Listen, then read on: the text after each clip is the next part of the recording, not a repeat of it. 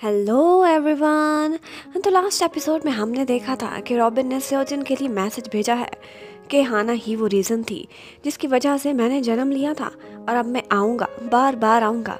बेशक तुमने मुझे ट्रिगर करने की कोशिश नहीं की, लेकिन मेरे पास अब हाना एक ट्रिगर है। ये सब देखने के बाद सेओजिन को अंदाज़ा हो गया था कि अब मेरी दूसरी पर्सनालिटी फ्रीक्वेंटली बाहर आया करेगी और उसके लिए मेरी हार्ट बीट या दूसरी रीडिंग्स के ज़्यादा होने की भी ज़रूरत नहीं है। ये किसी भी टाइम पे आ सकता है। अब सौजन ये भी देखता है कि रॉबिन ने उसके घर में काफ़ी गंदगी भी मचाई हुई है। अब उसे रॉबिन पर काफ़ी गुस्सा था। वो अपने असिस्टेंट से कहता है कि डॉक्टर कंग के मिसिंग होने की न्यूज़ को पब्लिक कराओ, हर जगह से पता कराने की कोशिश करो, शायद कोई क्लू मिल जाए। और जहाँ तक हाना का ताल्लुक है, उस ट्रिगर को वो ख़त्म करना चाहता था।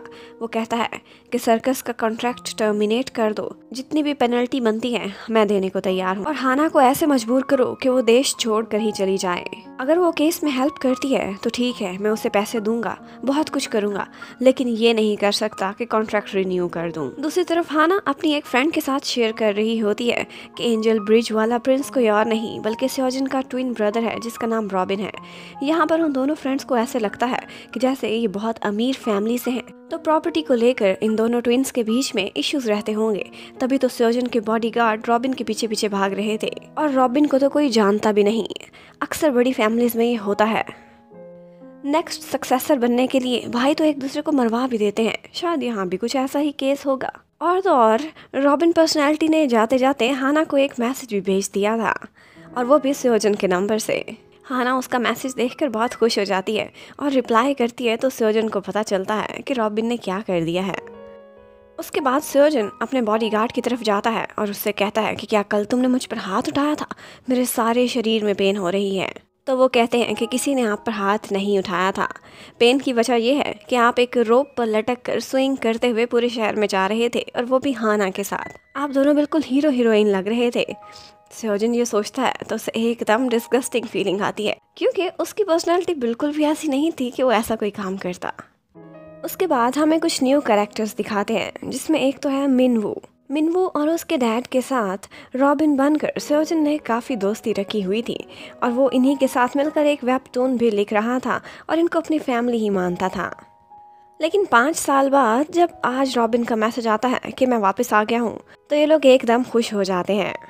दूसरी तरफ ऑफिस में दिखाते हैं कि मिस्टर चेयरमैन ने सेओजन की वजह से अब एक बड़ा फैसला लिया था, और उन्होंने मिस्टर सियोंग को, जो उनके यहाँ वर्कर थे, उससे कहा था कि तुम सेओजन की बहुत सारी रिस्पॉन्सिबिलिटीज आप संभालोगे। इसकी वजह से सियोंग को थोड़ा शक होने लगता है कि कोई तो गड़बड़ है सेओजन के साथ, और उसे काफ़ी क्यूरियोसिटी भी होती है। लेकिन सेओजन उसे ज़्यादा लिफ्ट नहीं कराता था। उसके बाद सेओजन अपने डैड से जाकर मिलता है और कहता है कि अगर आप मुझे चाहते हो कि मैं देश छोड़कर चला जाऊँ, तो ये मैं बिल्कुल भी नहीं करने वाला।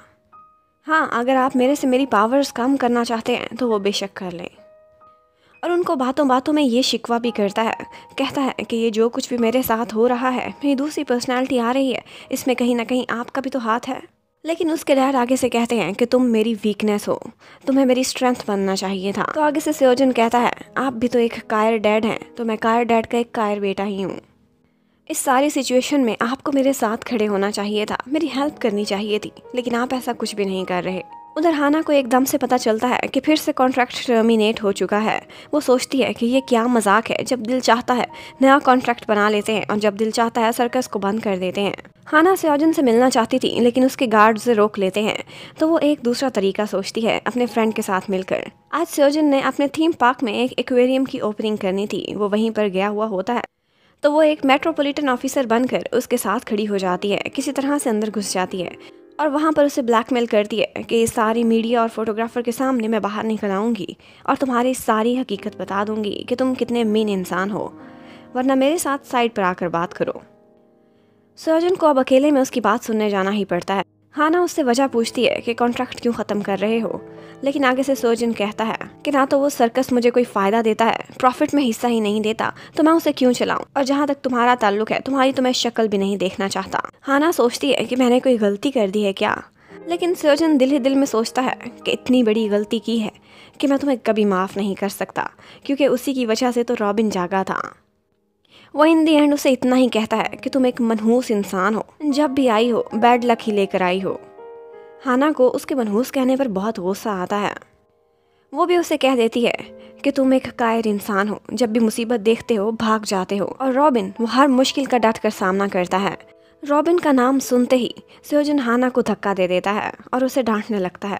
उसी टाइम पर जब हाना खतरे में होती है तो उसकी हार्ट बीट तेज होने लगती है। उसे ऐसा लगता है कि जैसे रॉबिन आ जाएगा, लेकिन वो खुद को नहीं संभाल सक रहा था। तो उस टाइम पर हाना आती है और उसे काम करने की कोशिश करती है और फिर थोड़ी देर में ही वो काम हो भी जाता है। हाना की हेल्प करने के बावजूद भी सेओजिन उसे धक्का देकर नीचे गिराता है और वहाँ से चला जाता है। हाना अपने कॉस्ट्यूम की वजह से दोबारा उठ भी नहीं सकी थी। हाना इस सबसे काफ़ी हर्ट होती है और सीधा कॉल करती है डॉक्टर यून ताई को और उससे अपनी एक अपॉइंटमेंट बुक कराती है कि मैं फिर से हाइप्नोसिस कराना चाहती हूँ। जबकि उधर मिनवो को दिखाते हैं कि वो रॉबिन की फ़ैन गर्ल्स से मीटिंग कर रही होती है। वो गर्ल्स रॉबिन की इसलिए फ़ैन थी क्योंकि उसकी वेबटून्स पढ़ा करती थी। फाक से उसी रेस्टोरेंट में मिस्टर सियोन भी बैठा हुआ होता है और वो मिनवो की बुक में से गिरी हुई रॉबिन की फ़ोटो देख लेता है। वो तो एकदम सेओजिन जैसी थी, तो वो हैरान हो जाता है और अपनी सीक्रेट गर्लफ्रेंड से कहता है कि कुछ तो गड़बड़ है, सेओजिन एक डबल लाइफ जी रहा है और मैं इसका पता करा के ही रहूँगा। हाना जब यून ताई की तरफ जाती है तो वहाँ पर टेक्नीशियन अहन भी अभी अपनी हाइप्नोसिस करा कर निकला था। डॉक्टर यून ताई पहले तो हाना को तसल्ली देता है और फिर उसका हाइप्नोसिस स्टार्ट कर देता है। दूसरी तरफ हमें दिखाते हैं कि सेओजिन हाना का नेकलेस भी छीन लाया था जो रॉबिन ने उसे दे दिया था। असिस्टेंट उसे बातों बातों में रियलाइज़ कराने की कोशिश करता है कि आप अच्छा बिहेव नहीं कर रहे, लेकिन सेओजिन कहाँ किसी की सुनने वाला था। उसी टाइम पर सेओजिन को इन्फॉर्मेशन मिलती है कि डॉक्टर कंग के लैपटॉप में से कुछ फाइल्स रिकवर कर ली गई हैं और वो फाइल्स पढ़ने के लिए अब डॉक्टर यून ताई को दे दी गई हैं। सेओजिन फ़ौरन सोचता है कि हम अभी यून ताई से मिलने के लिए जाएंगे, शायद उसमें वो रिसर्च फाइल हो जिसमें मेरा इलाज है। उधर हैप्नोटाइज जब होता है तो हाना देखती है कि उस रात जब बलून गिर रहा था तो कोई था, वही अटैकर था जो उस टाइम पर ये सारा कुछ कर रहा था। यानी कि उस पर ये हमला जानबूझकर कराया गया था। पर वो फिर से अटैकर की शक्ल तो नहीं देख सकी, पर उसने ये देखा कि वहाँ पर रॉबिन तो नहीं था, जो खड़ा था वो तो सेओजिन था। इस सब के बाद वो और भी अपसेट हो जाती है, बहुत उलझ जाती है और फिर वहाँ से चली जाती है। उसके जाने के बाद सेओजिन वहाँ पर आता है, लेकिन डॉक्टर यून ताई उसे बताते हैं कि डॉक्टर कंग ने अपनी फाइल्स को कोई ख़ास तरीके से रखा हुआ था। यहाँ पर 5 लाख फाइल्स हैं, लेकिन सिर्फ इमेजेस की। अगर मुझे कोई क्लू मिला आपकी फ़ाइल के बारे में तो आपको ज़रूर बताऊँगा। सेओजिन देखता है कि वहाँ पर हाना का स्कार्फ भी पड़ा हुआ है, तो वह उठा कर ले आता है।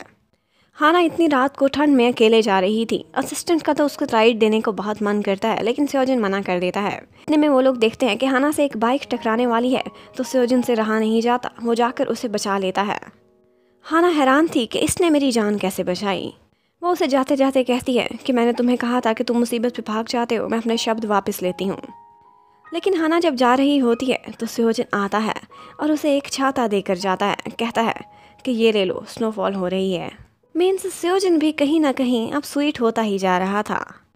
उधर हमें उस आन को दिखाते हैं कि वो किसी से कांटेक्ट कर रहा है। एक्चुअली वो किसी के लिए काम करता है और उसको यही बताता है कि आज फिर हाना को किसी ने बचा लिया।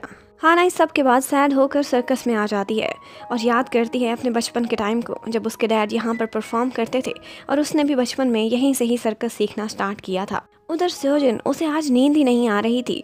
उसे जब भी आंखें बंद करता था हाना नजर आती थी। हाना वहाँ बैठी अपने डैड को और इस सर्कस को देख देख कर रो रही होती है, तो अचानक से उसे एक कॉल आती है और वो होती है रॉबिन की।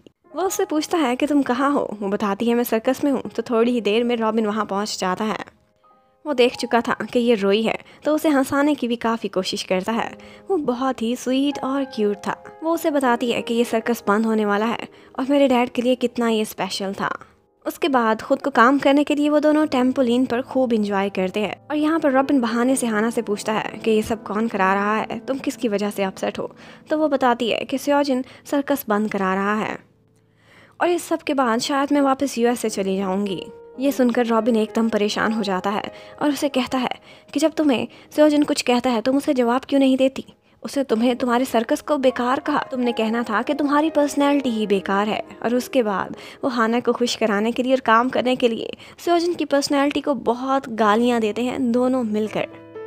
अगले दिन जब सेओजिन उठता है तो उसका सारा शरीर पेन कर रहा था। सारी रात तो टेम्पोलिन पर कूदता रहा था और साइड टेबल पर रॉबिन की तरफ से सॉरी का मैसेज भी था।